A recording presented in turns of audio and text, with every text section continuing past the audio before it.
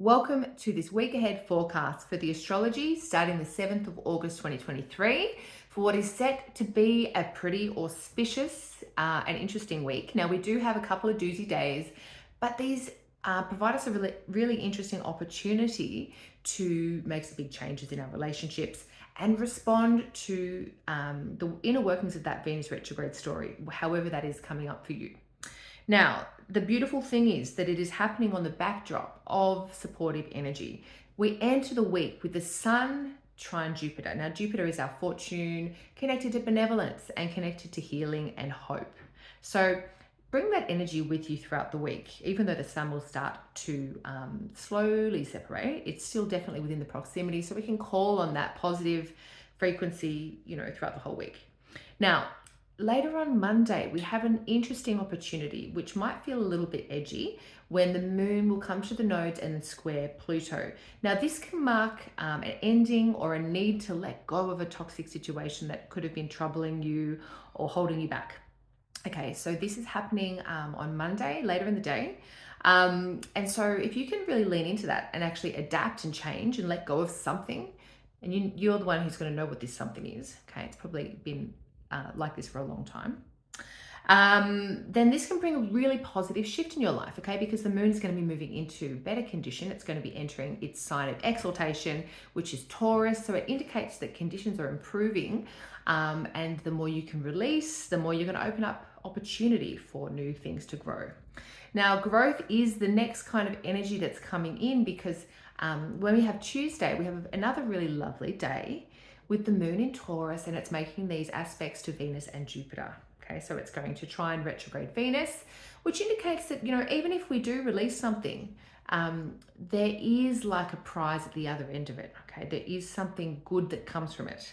And so when the moon trines when the moon squares retrograde Venus here, again, that's about things kind of coming together and getting a sense of healing. Now, healing is probably the key word for this week. But there is also a little bit of an unstable energy that creeps in on Wednesday. Okay, so the beautiful thing to remember is that sort of later in the day on Tuesday, we have this really fortunate conjunction of the moon with Jupiter. Okay, this is about tuning into that trust in the process, okay? Tuning into hope and sort of faith in yourself and kind of the world around you. So that is really great. And if you can really lean into that, then Wednesday's astrology is going to feel a lot easier to deal with. Now, on Wednesday, we start the day in the morning with the moon coming up to conjoin with Uranus. So this can bring a shock or a shift or something that's going to bring a bit of a dynamic change. You might get that phone call, or you might have to have that sort of conversation with someone that you've been putting off. And concurrently, later that day, Venus is going to exactly square off with Uranus.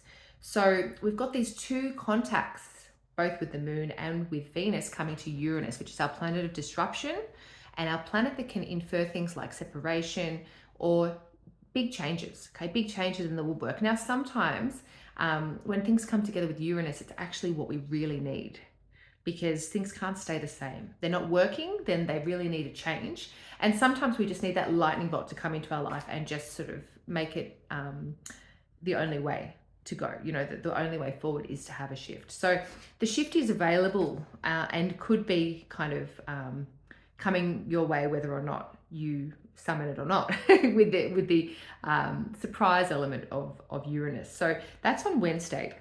Now, we also have a bit of a shift up in the energies later in the week. So on Thursday, the moon enters Gemini. Now, the moon is going to be in that more kind of relating tone. It's going to be more about focusing on our interpersonal connections with other people, because Gemini is all about that. But it's going to come and square Saturn, and this is early on Thursday. So you might be in the office, or you might be on the phone, or you might be waiting in a line or whatever, and the energy might feel a little bit blocked or a little bit sort of cold and distant. You might not feel connected to people around you. You could feel different or outcast. This is just a passing thing that happens with this moon Saturn thing. So sort of just wait till that transit separates, especially if you've got personal planets or a bunch of planets in mutable signs. Mutable signs right now are kind of copying it because they've got both Mars and Saturn transiting in them. So if you've got planets in the signs of Virgo, Pisces, Gemini, or Sagittarius, you could be under a little bit more pressure than other people around you at the moment. So pay attention and try not to take things too personally. Now, as we move into Friday, Friday's got more of a stressy tone. Okay, I know Fridays probably tend to have a stressy tone, but the moon's going to square Mars and Mercury. Now, this Mercury-Mars aspect that's happening at the moment, we've got Mercury in Virgo and Mars in Virgo. Now, this is providing a lot of energy to get things done, to sort things out that you might have been putting off, to do the sort of fix-it work before Mercury stations retrograde later this month. So there's a lot of mobility, there's a lot of energy to get that done, to get what's in your head out and done. However, when the moon squares off with these two together, this could be a trigger of an argument or some kind of cross words with someone or some kind of dispute or situation. So try and keep your cool, especially mutable people, the ones I just mentioned, because this moon square Mercury Mars, it's could be like a bit of a trigger, and if you do have a difficult thing to bring up with someone, try and bring it up early in the week. Monday, Tuesday, when the astrology is much more supportive for that kind of thing, rather than Thursday, Friday. So the final things I wanted to mention was the weekend. Okay, as we go into the weekend, we have ourselves a moon in Cancer. Now, this is the home of the moon. This is a very supportive, nurturing, wonderful time for the moon. Now, the moon will make a trine to Saturn, which is okay. It's still supportive.